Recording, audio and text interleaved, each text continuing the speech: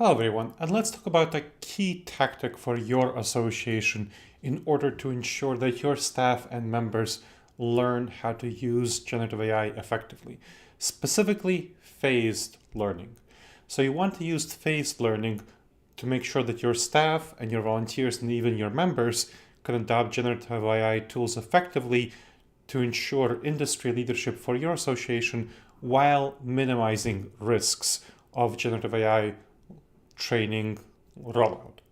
Now, a phased approach works well because you need to cater to different stakeholders with various unique needs, and having a phased approach with pilot programs offers a safe environment for tool testing and adoption into your activities.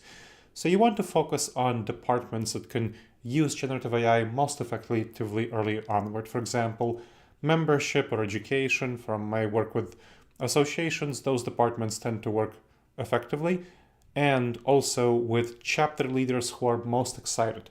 So select a group of chapter leaders who are excited and already have some generative AI knowledge, and help them figure out how to adapt it to your association's needs. So have an iterative process where you ensure that whatever challenges come up are addressed early before you roll it out in a broader way, and so you build confidence before broad adoption. So here are some key steps.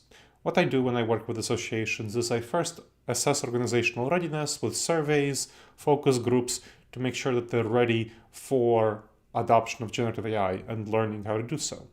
Then we define measurable goals, like, for example, improved efficiency, less resources to do the same thing, or effectiveness, better impact from the same resources.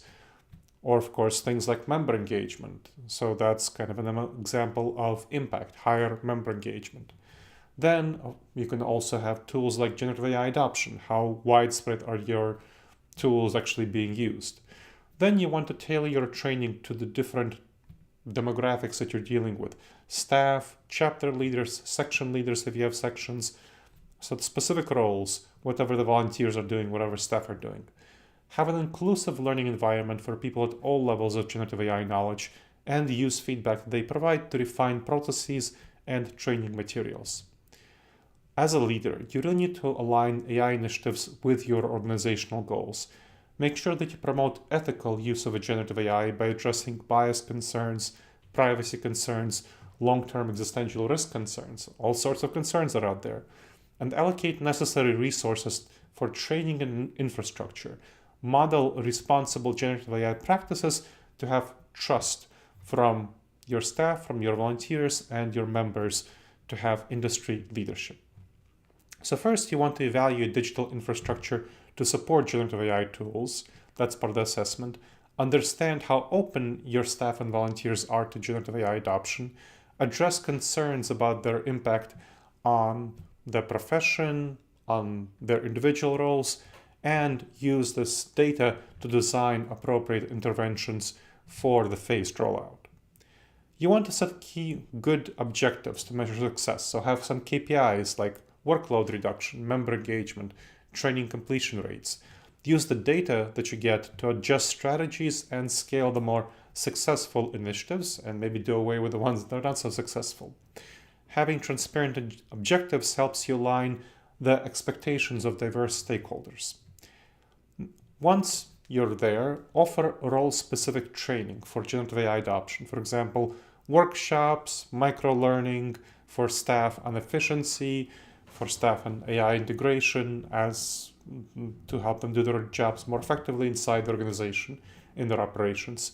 For volunteers, you can have tools to improve their member engagement, to improve their event planning, and you can have training materials that you want to tailor to each kind of role that you're working with.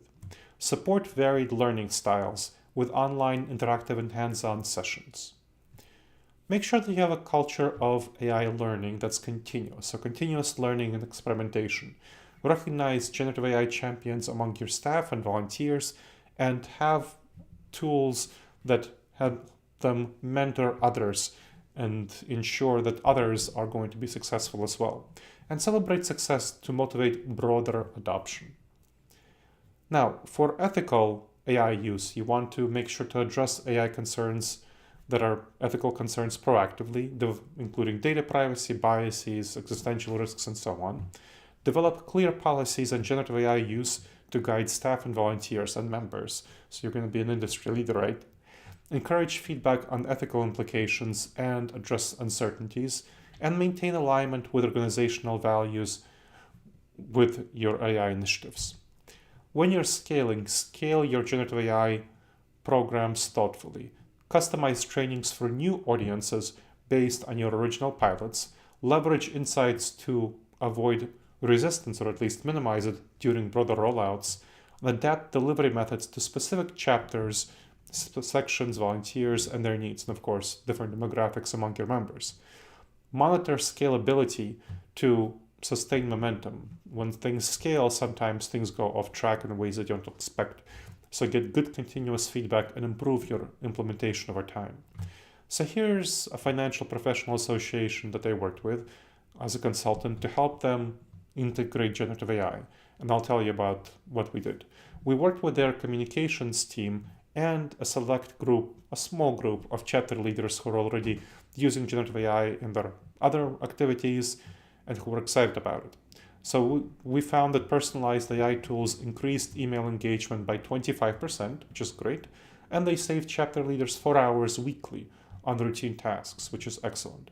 And those, of course, were more excited chapter leaders who were spending a lot of time on chapter tasks, but I would say something that saved people something like 20-30%. So saved up to 4 hours for people who are more excited, but on average it saved for 20-ish% of their time. And so over time, we expanded it to other departments with significant gains and other chapters, of course. After a year, we saw 15 increase in membership satisfaction scores in this association and a 20% boost to staff productivity, which is great. So as you think about becoming an industry leader with generative AI adoption, have a phased adoption plan to thoughtfully integrate generative AI across the structure of your association. Make sure that you avoid pitfalls, and the phase approach is a great way to do so by catching them in advance when they're in baby mode. Align with good industry standards and set the standards for appropriate phased rollout of generative AI learning strategies, reinforcing trust and credibility for your association. And that's what will set your association as a pioneer in leveraging generative AI learning effectively in your industry. Please make sure to email any questions to gleb@disasteravoidanceexperts.com. That's gleb@disasteravoidanceexperts.com. I look forward to hearing from you, and please make sure to subscribe to this channel to get further videos like this.